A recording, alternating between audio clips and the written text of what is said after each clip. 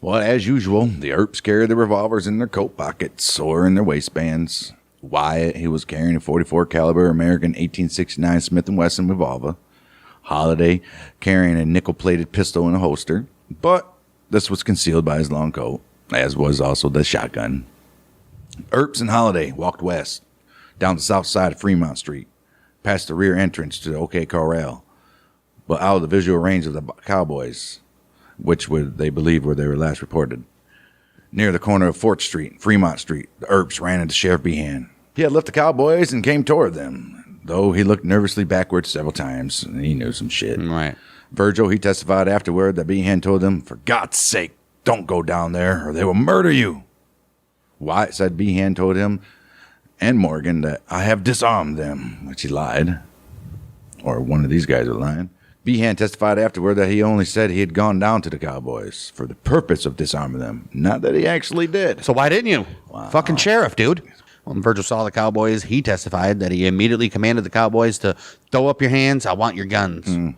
Wyatt said Virgil told the cowboys, throw up your hands. I have come to disarm you. Okay. Virgil and Wyatt both testified they saw Frank McGlory and Billy Clanton draw and cock their single-action 6-shot revolvers. Virgil yelled, "Hold, I don't mean that," or "Hold on, I don't want that." Right. Either or, he didn't want it. Right. 6 or 7 men with guns fired about 30 shots in around 30 seconds. That's crazy. Basically. Damn. Crazy.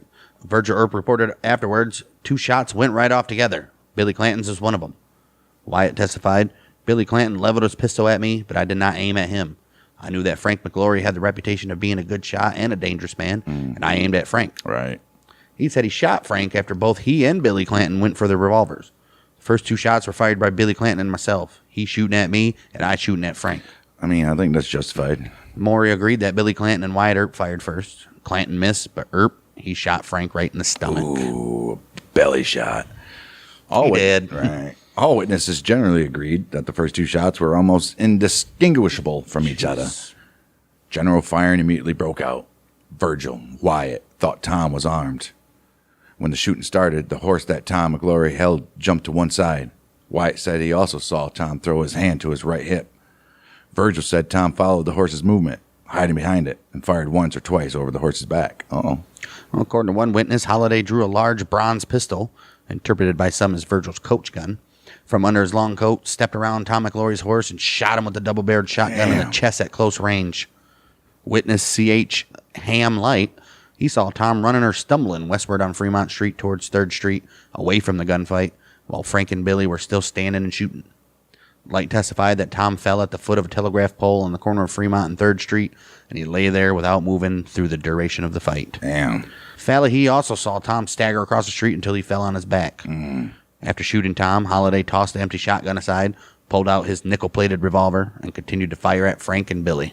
Damn, wow. Well, at this time, Ike had been publicly threatening to kill the Earps for several months, including very loud threats on the day before, as we said. Wyatt told the court afterward that Clanton had bragged that he would kill the Earps or Doc at his first opportunity. But when the gunfight broke out, Ike, he ran forward and grabbed Wyatt, exclaiming that he was unarmed and did not want to fight. To this protest, Wyatt said in response, "Go to fighting or get away."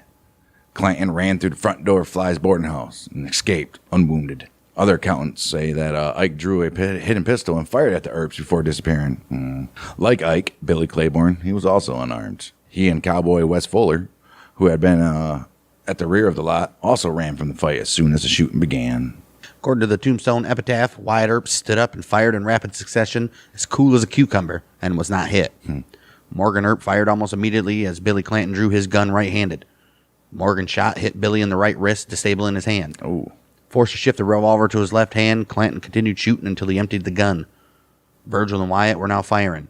Morgan tripped and fell over a new buried water line and fired from the ground. Oh, shit. Wyatt shot Frank in the stomach, and Frank took his horse by its reins and struggled across Fremont Street. Son of a bitch. They're like, damn, this doesn't turn out how we thought. Right. He tried and he failed to grab his rifle from the scabbard, but lost control of the horse. Frank crossed Fremont Street, firing his revolver instead.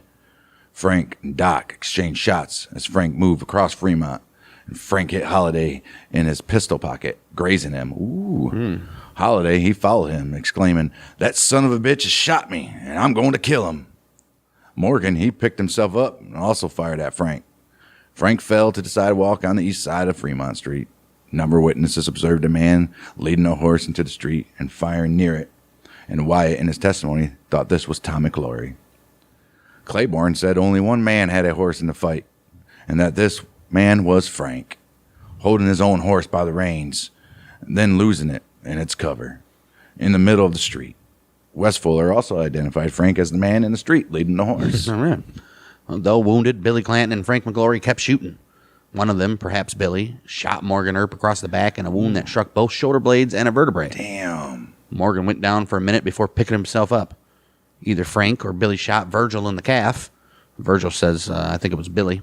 Virgil, though hit, fired his next shot at Billy. Frank, now entirely across Fremont Street and still walking at a good pace, which is according to Claiborne's testimony, he fired twice more before he was shot in the head under his right ear. Son of a bitch. Both Morgan and Doc apparently thought they had fired that kill shot.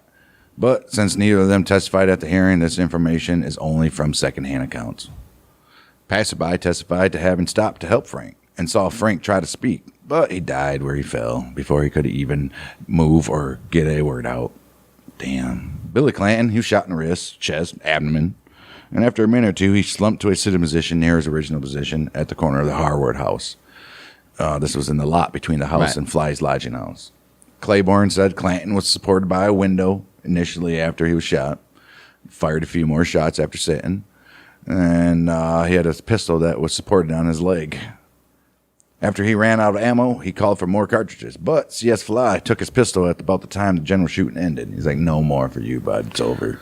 A few moments later, Tom McGlory was carried from the corner of Fremont and 3rd into the Harwood house on that corner where he died without speaking. Wow. Passers-by carried Billy Clanton to the Harwood house where Tom had been taken.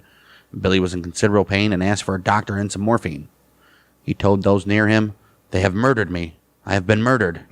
Chase the crowd away and from the door and give me some air." Billy gasped for air, and someone else heard him say, "Go away and let me die." Ike Clanton, who had repeatedly threatened the Earps with death, was still running. William Cuddy, he testified that Ike had passed him on Allen Street, and Johnny B. Hand saw him a few minutes later on Tough Nut Street. He's gone. Jeez, dude. Damn. All right, both Wyatt and Virgil believed Tom McGlory was armed and testified that he had fired at least one shot over the back of a horse. Billy Clanton and Frank McGlory, they exchanged gunfire with the lawman. During the fight, Doc Holliday was bruised by a bullet fired by Frank that struck his holster and grazed his hip. Virgil Earp was shot through the calf, he thought by Billy Clanton. Morgan, he was struck across both shoulder blades, like we said, by a bullet. Well, Morgan, he thought Frank was the one that shot him. Right. Of course, As usual, the the one that's starting all this shit, Wyatt Earp, was unscathed. Tom McGlory, his brother Frank, and Billy Clanton murdered. Done. As the wounded lawmen were carried to their homes, they passed in front of the sheriff's office. Johnny Behan told Wyatt, "I will have to arrest you." Wyatt paused 2 to 3 seconds, and he replied very forcibly, "I won't be arrested today.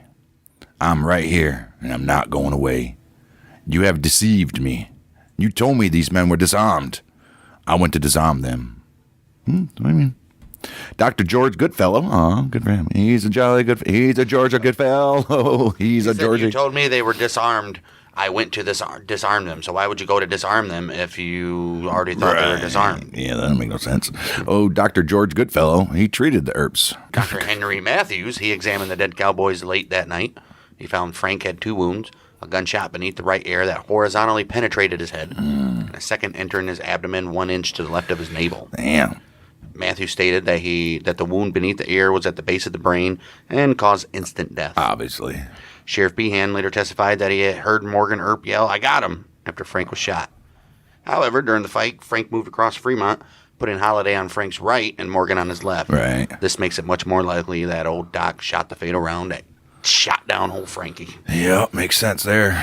Well, he also examined Tom McGlory's body. He found 12 buckshot wounds from a single shotgun blast on the right side under his arm, between the 3rd and 5th ribs. Ooh, that means his arms were up, obviously. And shooting. Or shooting, right? The wound was about 4 inches across. Nature and location of the wound. That is a small spatter. Yeah, that means he was close. Jeez. Then good time for that buckshot to spread out. The wound was about 4 inches across, as I said. Nature and location of the wound indicated that it could not have been received if Tom's hands were on his coat lapels, as the cowboys later testified. Yeah, no way. It would have hit his arms. Right. Both Virgil and Wyatt stated that Holliday had shot Tom, which the coroner's exam supported. Yeah. Dr. George Goodfellow, he testified that Billy Clanton's wounds at the Spicer hearing. He stated that the angle of the wrist wound indicated that Billy's hand could not have been raised over his head, as claimed by cowboy witnesses.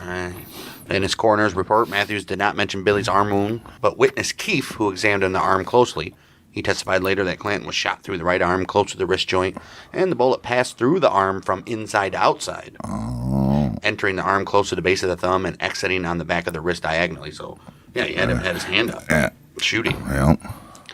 With the latter wound larger than the other. Right. Point of entry smaller. Right.